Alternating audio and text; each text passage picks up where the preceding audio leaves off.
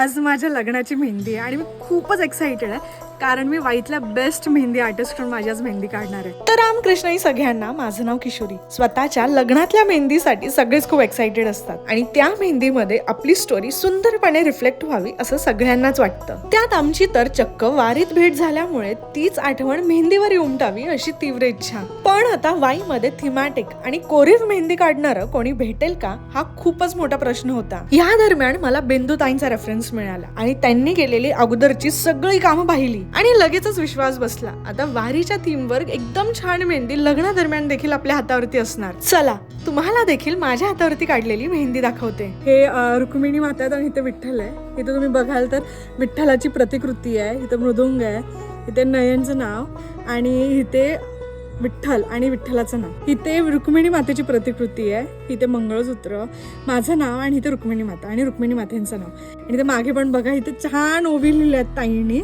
आमच्यासाठी. ह्यापैकी एक पण गोष्ट मी त्यांना सांगितलेली नाहीये, त्यांनी त्यांच्याच हिशोबाने पूर्ण म्हणजे त्यांच्या विजननी केलंय आणि हे बेस्ट बेस्ट बेस्ट मेहंदी मी काढू शकली माझ्या लग्नातली.